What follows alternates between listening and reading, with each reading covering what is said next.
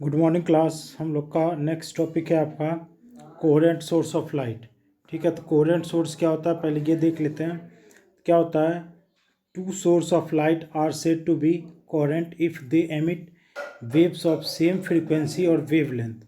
ठीक है, अगर दो सोर्स लाइट का अगर उसका फ्रीक्वेंसी और वेवलेंथ आपका क्या है, सेम है।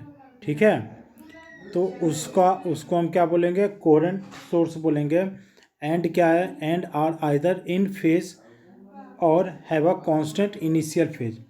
और फेज और इनिशियल फेज में भी अगर कोई आपका कांस्टेंट है तो ये आपका क्या कहलाएगा, कोहेरेंट सोर्स ऑफ लाइट कहलाएगा। कैसे हम लोग देखते हैं, यहाँ पे क्या होता है आपका, देखो दो वेव लिए जिसका डिस्प्लेसमेंट है आपका y1 एंड y2। ठीक है, तो यहाँ पे सुपर पोजिशन यूज़ किए तो y1 equal to y equal to क्या हो जाएगा, y1 प्लस y2। तो दो वेव जो है उसका इक्वेशन है आपका, ये बेसिकली इक्वेशन वेव का इक्वेशन 11th में पढ़े हो गए साउंड वेव में। तो इक्वेशन है आपका y equal to a sine omega t. ठीक है, और दूसरा वेव है आपका ए साइन ओमेगा टी। इन दोनों वेव में देखोगे कि इनिशियल फेज आपका कांस्टेंट है, फेज डिफरेंस जो है वो आपका जीरो है। ठीक है, क्योंकि साइन में एंगल यहाँ पे क्या बन रहा है, ओमेगा टी, और यहाँ भी क्या बन रहा है, एंगल ओमेगा टी, यानी कि दोनों का एंगल जो है वो सेम है। दोनों का सुपर इम्पोज करवाएंगे तो आपका y इक्वल टू क्या हो जाएगा, ए साइन ओमेगा टी प्लस ए साइन ओमेगा टी, यानी कि y इक्वल टू क्या हो जाएगा, 2a साइन ओमेगा टी। ये आपका इक्वेशन 2 हो जाएगा। अब हम क्या कर रहे हैं, देखो यहाँ पे फिर से हम दो वेव लेंगे और उन दोनों में जो आपका पाथ डिफरेंस है यानी कि फेज डिफरेंस वो कितना का रहेगा, 2 पाई का रहेगा। कैसे रहेगा ये देख लो।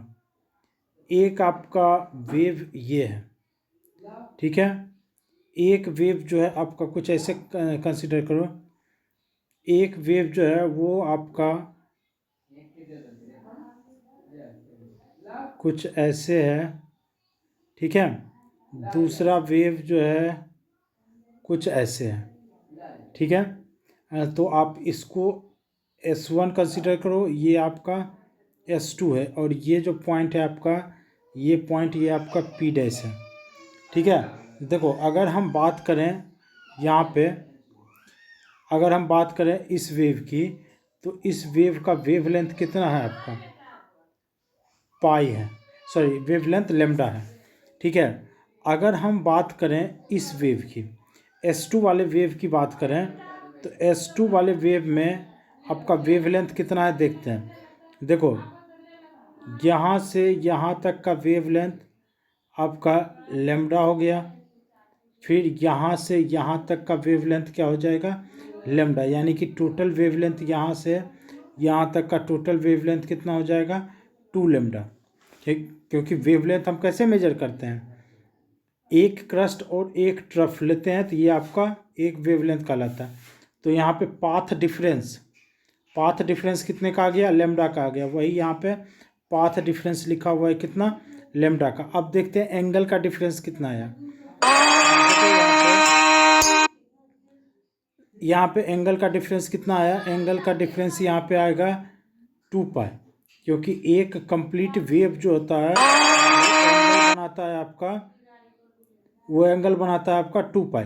ठीक है, तो यहाँ पे पाथ डिफरेंस हो गया लेमडा का, तो आपका फेज डिफरेंस कितना हो जाएगा, 2 पाई। ठीक है, तो यहाँ से आपका देखो दो वेव लिए हैं, आपका y1 है आपका a sine omega T, y2 कितना हो जाएगा, ए साइन ओमेगा टी प्लस 2 पाई, क्योंकि पाथ डिफरेंस है आपका लेमडा का, तो फेज डिफरेंस कितना हो जाएगा, 2 पाई। तो यहाँ से हम दोनों को क्या करेंगे, सुपर इम्पोज करवाएंगे। तो क्या लिखेंगे, y equal to y1 plus y2। ठीक है, और देखो यहाँ पे ए साइन ओमेगा टी प्लस 2 पाई क्या होगा आपका, ए साइन ओमेगा टी होगा। ठीक है, साइन थीटा प्लस 2 पाई कितना होता है, साइन थीटा, तो वही यहाँ पे आ गया sign omega T. Super impose करवाएंगे तो भी आपका क्या होगा, कंस्ट्रक्टिव के लिए बन गया आपका 2a साइन ओमेगा टी। यहाँ पे आपका एम्पलीट्यूड देखो फिर से आपका 2a ही आ गया, सेम ये वाला एम्पलीट्यूड। ठीक है, तो यहाँ पे देखो हम क्या लिखेंगे, amplitude of resultant wave is double the amplitude of individual wave, intensity increase and the superposition is constructive.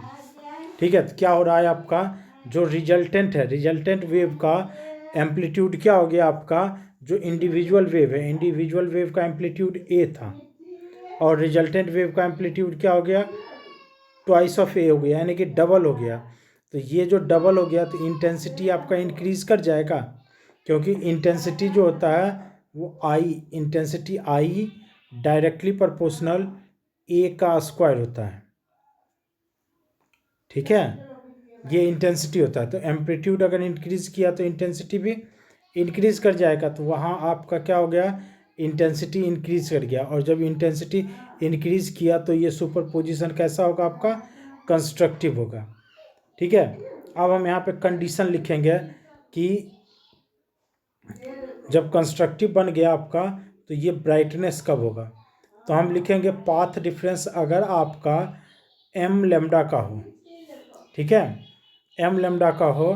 ठीक है, तो वहाँ पे आपका क्या हो गया, एम्पलीट्यूड आपका ब्राइटनेस का कंडीशन आएगा, जिसमें एम जो होगा वो 0 1 2 3 4 5 होगा। अगर एम के जगह पे 0 रखोगे तो ये 0 हो जाएगा, यानी कि दोनों सेम रहेगा।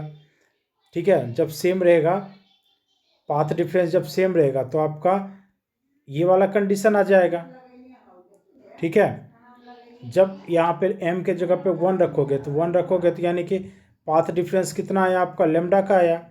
तो लेमडा का आया, इसका मतलब है कि हम ये वाला कंडीशन यूज कर सकते हैं।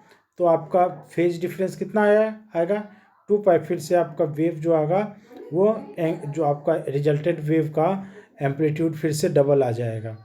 तो यहाँ से आपका जो कंडीशन बनेगा वो किसका बनेगा, आपका ब्राइटनेस का कंडीशन बनता जाएगा। तो यहाँ पे हम क्या लिखेंगे, अगर आपका देखो एक और पॉइंट कंसीडर किए पी डैश, तो यहाँ से आपका क्या हो जाएगा, फेज डिफरेंस π/2 आया, π/2 आया। तो आपका क्या हो गया, यहाँ से लेमडा देखो, लेमडा पाई था तो फेज डिफरेंस था 2 पाई का। ठीक है, जब λ/2 पाथ डिफरेंस आएगा तो फेज डिफरेंस कितने का आ जाएगा, पाई का आ जाएगा। तो यहीं से हम लिखेंगे क्या, आपका एक वेव आपका आया ए साइन ओमेगा टी, तो दूसरा वेव क्या आएगा, A sine omega t plus pi. तो इसी को हम लिखे तो ये क्या हो जाएगा आपका माइनस, क्योंकि साइन थीटा प्लस पाई कितना हो जाएगा, माइनस साइन थीटा। तो यहाँ से आपका माइनस ए साइन ओमेगा टी आ गया। सुपर इम्पोज करवाएंगे दोनों वेव का, तो यहाँ पे आपका डिस्प्लेसमेंट क्या हो जाएगा, 0, यानी कि एम्पलीट्यूड क्या हो गया 0 और इंटेंसिटी भी 0 हो जाएगा।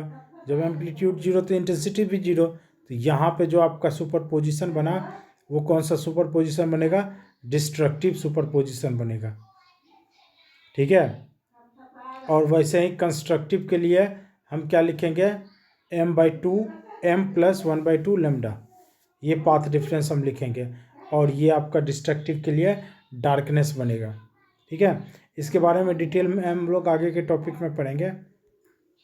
इनकोहेरेंट सोर्स ऑफ लाइट क्या होगा, the source having different frequency और the source having same frequency but no stable phase difference are known as incoherent source. तो फ्रीक्वेंसी या तो सेम होगा या अलग हो सकता है, लेकिन फेज डिफरेंस जो होगा वो आपका स्टेबल नहीं होगा, उसी को हम इनकोहेरेंट सोर्स ऑफ लाइट बोलेंगे। ठीक है।